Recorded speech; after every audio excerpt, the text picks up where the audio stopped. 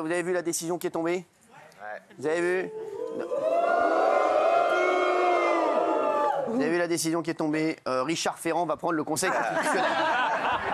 Alors, si je dis ça, c'est pas complètement anodin parce qu'il y a eu 2 décisions aujourd'hui qui montrent bien l'état d'esprit du pays actuellement. Alors, il y a eu première décision qui est tombée tout à l'heure, c'est Richard Ferrand, donc un proche d'Emmanuel Macron, qui va se retrouver à la tête du Conseil constitutionnel. Voilà, on a compris. Et derrière, dans le même temps, il y a le Conseil d'État. Alors le Conseil d'État, il y a le Conseil d'État et l'Arcom. Il y avait l'Arcom qui avait pris une décision. Il y a le Conseil d'État qui a validé la décision de l'Arcom. Pour vous expliquer un petit peu, vous avez vu, ça ne m'étonne pas du tout, je vous ai toujours dit, le Conseil d'État et l'Arcom, c'est comme si vous alliez dire à votre mère, maman, je vais sortir ce soir, elle te dit non, tu dis, je vais aller voir papa dans l'autre pièce, et papa te dit, je valide ce qu'a dit maman. Vous voyez ou pas, c'est pareil, Conseil d'État, Arcom, c'est pareil, c'est rare que ton père dise, non, non, j'invalide ta mère, tu vas sortir. Alors, le Conseil d'État, c'est pareil. Sachez qu'ils ont invalidé une décision un jour. Le Conseil d'État, je vais vous raconter laquelle. Il y avait une décision que l'Arcom avait prise qui était favorable au groupe Canal+. Et le Conseil d'État, c'est la première fois qu'ils ont invalidé une décision de l'Arcom. Parce qu'elle était favorable au groupe Canal+. Pour vous dire. Donc quand même, à un moment, ça commence à se voir. Sachez que le Conseil d'État est à 80% constitué de personnes très à gauche sur l'échiquier politique. C'est sûr que je les voyais mal arrêtés en société sur France 5, où c'est à vous, ou c'est dans l'air, ou c'est chez ta mère. Voilà. Donc on va revenir là-dessus dans un instant. Les chéris, bien entendu. Alors, qu'est-ce que ça veut dire? Ça veut dire qu'effectivement, oui, je réagirai bien entendu en fin d'émission, je vous dirai réellement ce qui va se passer et les différentes possibilités. J'ai déjà parlé aux chroniqueurs avant l'émission, regardez. Regardez comme ils sont beaux. Regardez leur épiderme. Est-ce que vous voyez des gens avec un épiderme miséreux? Je ne pense pas. Je ne pense pas. Donc j'en ai parlé avant l'émission. Je vous parlerai en fin d'émission, bien entendu. Aujourd'hui, donc, on va revenir là-dessus, bien entendu. Ce qui veut dire que vendredi prochain, donc vendredi 28 février, ce sera le dernier jour de diffusion de C8. D'accord? Après terminé, le lendemain, il y aura un écran noir. Ne croyez pas que ça bug, ne croyez pas que la régie est encore là. Ah, bien entendu. Non. C'est pas un bug, c'est tout simplement l'arrêt de la chaîne. D'accord, les chéris? Donc, voilà, non, parce que je vous le dis, parce que comme il peut y avoir des bugs sur la chaîne, les mecs vont se dire, voilà. Sachez qu'on recevra l'inspecteur Barnaby. Parce que lui aussi, il a impacté sur cette décision. Non, mais c'est vrai. Donc, on va en parler dans un instant, et je vous dirai, bien entendu, ce que j'en pense et ce qui va se passer, et bien entendu, ce que je vais faire. Bon, sachez que pour moi, ça n'est c'est pas du tout une surprise. Hein. Je vous le dis, hein. Pendant que la décision est tombée, j'étais en train de jouer au paddle, je savais qu'elle allait tomber à 15h. Hein. Vous savez, j'ai mes petites infos quand même. Bon, j'étais en train de jouer au paddle, sachez-le. Je ne croyais pas qu'on allait m'appeler pour me dire, bon Cyril, le Conseil d'État a invalidé la décision. Bon, alors, je le dis, j'ai vu des gens qui étaient extrêmement tristes. Je vais les rassurer tout à l'heure, d'accord? Car moi, j'ai 2 choses qui m'énervent dans la vie. Quand Isabelle Morini-Bosse fait des blagues et quand les gens sont tristes. Donc je vais juguler ces 2 problèmes. D'accord, les chéris? Alors, il est 18h50, on est en direct. J'aimerais, ce soir, parce que c'est une émission un petit peu spéciale, bien entendu, j'aimerais bien sûr avoir l'avis de tous ceux qui travaillent avec nous avant d'avoir l'avis des chroniqueurs sur cette décision. Bien, ça. J'aimerais, voilà, s'il y a des cadreurs qui veulent nous parler, des assistants, apparemment qui sont déjà partis sur une autre chaîne, des personnes, voilà, qui veulent dire un mot, peut-être même Lionel Tim, le chauffeur de salle qui croyait en son étoile avec le groupe les Link Up, maintenant voilà, qui croit ni à son étoile ni à son rond. Si tu veux venir parler, Lionel, si tu veux dire ce que tu en penses, et n'hésitez pas, s'il vous plaît, s'il peut avoir, s'il y a toujours un semblant de production dans cette émission, qui peuvent s'en occuper. Oui. Alors, qu'est-ce que tu en penses, chérie? Tu vas rester dans la pénombre? Non, du tout. Tu me demandes de venir à la lumière. Tu veux que je reste là-bas? Si tu veux, tu peux entrer dans la lumière comme un insecte. Entrer dans la lumière. Merci, c'est bon, merci. Tu veux que je te dise ce que j'en pense? Juste, c'est quoi ce mode? Mais pourquoi t'as encore un style de boys band des années 90? Non, ça revient. Non, mais sans déconner, on dirait le groupe Alliage. Non, mais sans déconner, c'est pas possible. Alors, dis-moi ce que t'en penses. Vraiment, mon avis? Parle à la caméra. Avant de parler, est-ce que tu veux dire juste « Je crois » Merci. Vas-y, Lionel. En fait, ce qui me chagrine dans tout ça, c'est que cette chaîne a donné du bonheur pendant des années. Bien sûr. Tu as donné la chance à plein de personnes qui n'étaient pas du tout dans la lumière. Tu veux parler d'Isabelle? Notamment moi, j'aurais pu tomber en désuétude. Tu m'as tendu la main via Lionel Stan et je suis venu bosser avec vous. Et j'ai découvert une grande famille et j'ai découvert un public aimant, passionné, fidèle, comme les Il va nous faire téléspectateurs. chialer, le con. Non, mais tu me demandes mon avis. Ah, bien sûr, Donc, j'adore. je te donne mon avis. Ce qui me chagrine, c'est que cette émission a donné la parole à tous les bords politiques, à toutes les mouvances. Et on parle de liberté d'expression. Moi, je suis là, je m'occupe du public, je m'occupe des gens. Je vois les gens qui sont d'accord et pas d'accord, mais c'est pas un problème. Là, c'est une famille, en fait, TPMP. Et le fait d'arrêter C8, ça va mettre sur le bord de la route 400 employés, le public pourra plus venir profiter parce que on va pas se mentir, c'est un spectacle, c'est génial quand on vient sur TPMP. Il y a plein de choses, c'est gratuit, les concerts coûtent très cher. Quand on vient là, on sait que ça va être le show parce que tu fais le show. On va parler de plein de choses, on va parler de politique, on va parler de faits divers, on va parler de divertissement et tu le fais avec le cœur. Et t'as tendu la main, tu m'as tendu la main. J'aurais pu, honnêtement, encore une fois, je le dis, j'aurais pu me tomber en désuétude. J'ai pensé à plein de choses à un moment donné, à des choses noires. Et en fait, le fait de travailler ici tous les jours et de voir un public fidèle, aimant, qui venait là sur chaque fête, sur chaque plateau, sur chaque divertissement, c'était un moment de bonheur, c'était des récréations. Et qu'on soit d'accord avec les sujets qu'on aborde sur ce plateau-là, c'est pas un problème. On en débat, on en discute, mais on ferme pas la porte à la discussion. Et là, le fait d'avoir cette décision qui vient stopper net la liberté d'expression, ça me chagrine. Et puis moi, forcément, je vais avoir de boulot. Je suis content. Je suis content parce que grâce à toi quelque part, je vais être honnête avec toi. Le fait de bosser pour Cyril, c'est un gage de confiance. C'est-à-dire que quand on bosse avec Cyril, on est capable de tout faire. Et grâce à toi, franchement, j'ai pris mes armes. Franchement, j'ai grandi. Tu vas rester avec nous quand même. Bien sûr. Mais là. Alors bien sûr, dis bien sûr. On n'a pas encore parlé. On n'a pas encore parlé argent. Donc voilà. Ah mais tu sais que je suis pas très cher moi. Oui, bah justement, voilà quelqu'un qui va rester. Merci, Merci Cyril. Merci. Je voudrais juste terminer avec ça. Le fait de couper la récréation à plein de téléspectateurs, c'est pense pas à nous en fait, pense pas au peuple. Les conditions actuelles, la population est on va dire triste. On vit assez de faits divers comme ça. On avait besoin d'un petit peu de divertissement le soir en rentrant à la maison et on l'aura plus. Voilà. Alors, merci beaucoup.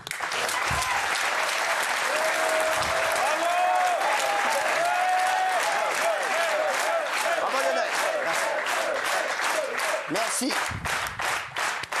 Si vous nous rejoignez sur C8, sachez que le Conseil d'État, le Conseil d'État a pris, a suivi la décision de l'Arcom d'arrêter C8. Bien entendu, je vous dirai tout à l'heure ce qui va se passer après, bien entendu. Je vous le dirai dans un instant. Je sais que vous attendez ça avec impatience également. Soraya, qui est ma responsable beauté. Voilà, beauté épiderme, qui voulait donc nous parler. Bonsoir.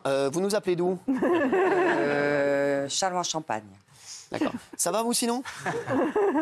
Ça va, non. Non, ça va pas. 15 ans que je travaille avec toi. C'est vrai? 15 ans.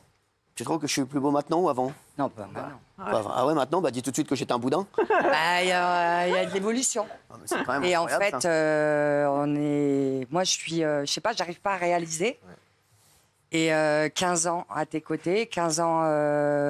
en plus, il nous coupe l'herbe sous le pied en plein milieu de la saison. Va trouver des piges. Va trouver du travail. Parce qu'on a des loyers, on a la vie. C'est la vie, et je sais pas, moi, je réalise pas. Ouais. Donc, je suis pas dans le déni parce que, voilà, ils ont eu ta peau. Wow. Si, ils ont eu ta peau. Parce qu'en fait, c'est toi qui étais... moi, je dis la vérité. Oui, mais justement, ils ont tout sauf ma peau, en fait. Ils vont avoir la peau de nous. Pas mal de gens, exactement. Ben voilà. C'est ça. Je sais pas combien, 400. Bah oui. 100, on a des loyers, on a des crédits, bien sûr, on a des... bravo, c'est la vie, quoi. Et trouver, en tant qu'intermittent, du travail... En mars. En mars, c'est quasiment mort. C'est pas possible. C'est en mars. plein milieu, voilà. Voilà, je suis Donc d'accord. pendant 6 mois, on va être en Hesse et... voilà. Donc c'était un petit boulot à me proposer, je sais pas moi... Écoutez, on va voir ce qui va se passer pour l'instant. Je vous dirai ça tout à l'heure. Je te remercie. Merci, merci. Ah oui, tu me fais travailler depuis longtemps. T'es ce qui t'es, mais bon. Voilà, soit on t'aime pas, mais bon.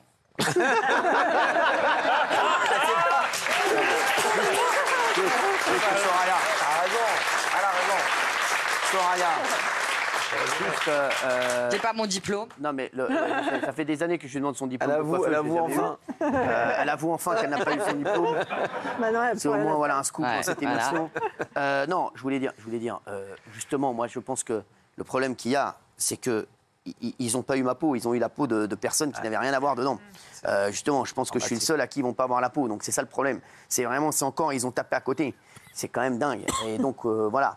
Donc, c'est vrai que, voilà, ils ont eu la peau, parce que William Lémergie, il n'a rien à voir là-dedans, les filles des animaux de la 8, etc. Donc, alors, c'est pas Gym Tonic. Gym Tonic, c'était avec Véronique et Davina. Voilà, c'était Gym Direct. Hein. Est-ce qu'elles vont venir, Véronique et Davina? Je vois que tu connaissais bien la chaîne. Ça me fait plaisir. Merci à toi. Merci.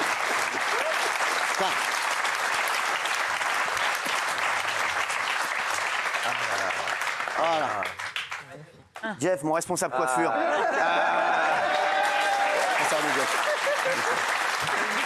Merci. Alors Jeff, déjà, tu vas dire ce que tu fais.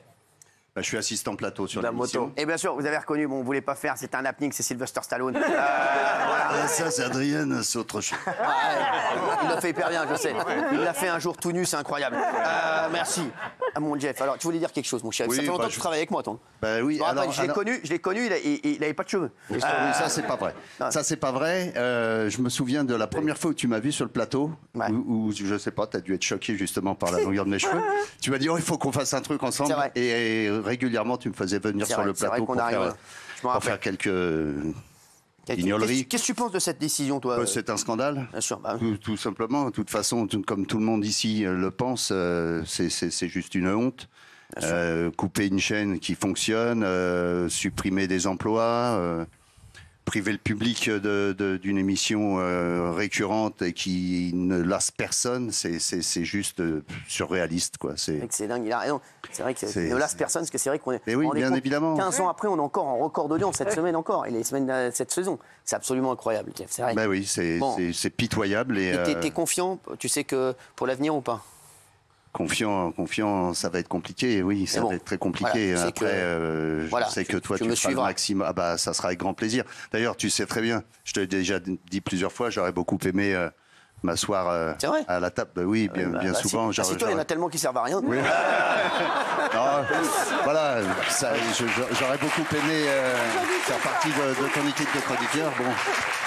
Peut-être dans la nouvelle aventure. Eh ben, écoute, ça sera avec grand plaisir. Avec plaisir, mon Dieu. Et puis, je te souhaite bon courage. T'es un amour, mon chéri. Je t'embrasse fort. Merci. Merci, mon Dieu. Merci. Mon Dieu. Jeff, qu'on peut applaudir. Merci, mon Dieu. Qui arrive? C'est sympa. Hein. Qui arrive? Ah, Aurélie, c'est Aurélie. Alors, Aurélie, je vais vous dire, juste, Aurélie, sachez-le, elle n'a que 16 ans, mais elle attend un enfant. Sachez que ses amis et ses parents lui conseillent l'avortement. Merci, Colonel Riel, s'il nous regarde. Comment ça va, mon Aurélie? En plus, je parle musique parce qu'Aurélie, c'est celle qui envoie les sons. Ah. Comment ça va, Aurélie, chérie? Ça va, mon cœur? Ça va, un peu triste. Mais alors, raconte-nous, qu'est-ce que tu penses de cette décision, toi? Je trouve que pour la liberté d'expression, c'est assez grave ce qui se passe aujourd'hui. Et en plus de la liberté d'expression qui prend un coup, il y a toutes les équipes qui sont derrière, qui accusent le coup. On ne sait pas trop ce qui va se passer. Et c'est avec beaucoup d'émotion que je suis ici. Et déjà, je voulais te dire merci parce qu'il n'y a pas beaucoup de gens qui font confiance à des jeunes comme nous, qui les mettent à la télé, qui les laissent gérer autant de choses. Donc... j'appréhende un peu, j'espère que l'aventure n'est pas finie et on verra bien. On va se revoir. J'espère. Merci Aurélie, on peut applaudir Aurélie. Merci. Aurélie, mais les sons, t'as qui? Qui va venir? C'est qui? Oh, comment il va, Yanus? Oh, Yanus. Alors, Yanus, on l'appelle Yanus pour des raisons... je ne vous dévoilerai pas. Comment il va? Alors, il travaille avec moi à la radio. Là, il est avec moi à la télé sur l'éditorial. Comment ça va, mon chéri? Écoute, ça pourrait aller mieux. Alors, dis-moi tout.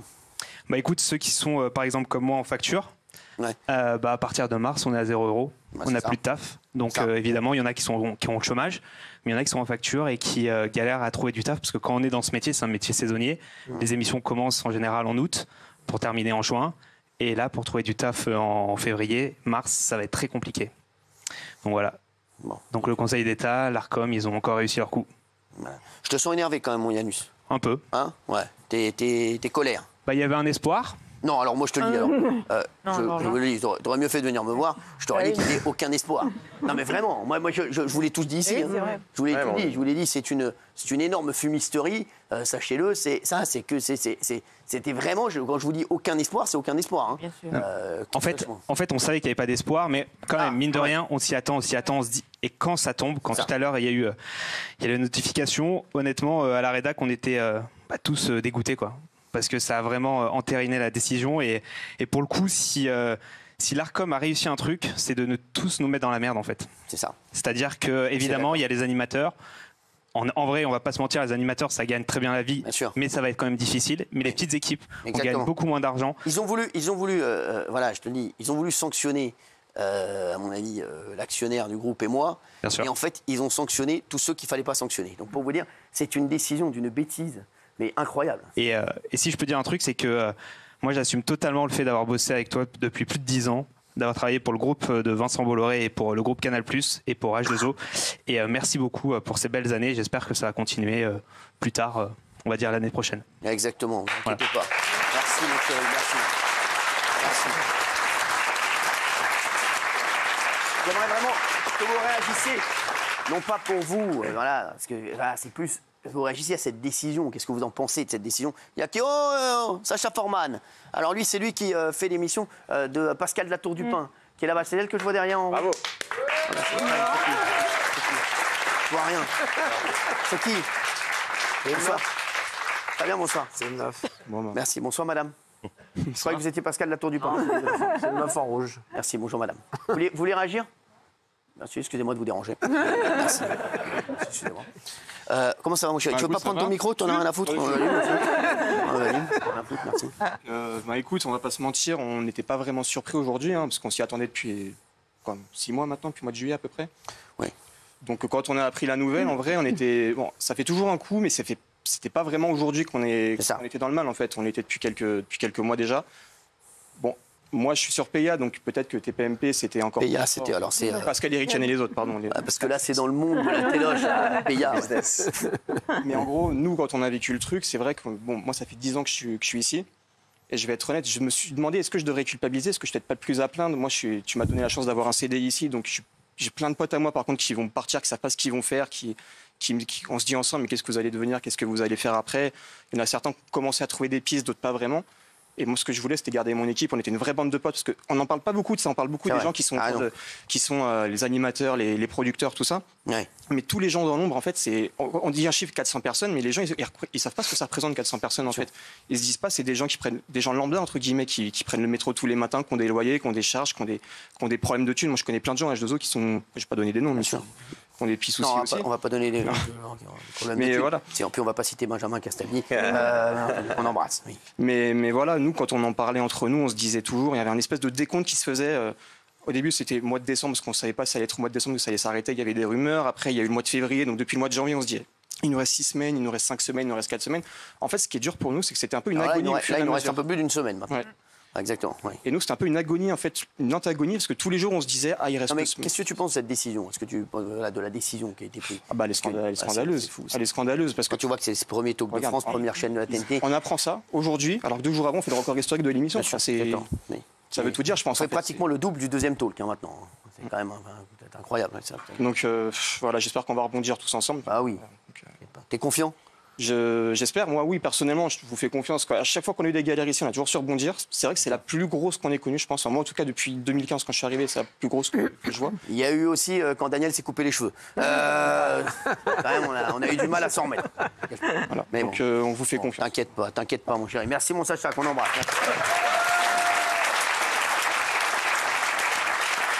Il y a qui? Il y a d'autres gens. Attends, un moment, on lui donnera la parole dans un instant. C'est Marie de Europe 2 qui réveille la France avec Benjamin Castaldi. Ça va bien, Marie? Merci. Bah vous pouvez venir. Super. Ah, venez. Marie, Soli.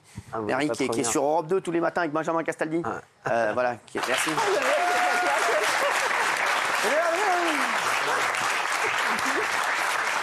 Ça va, Marie?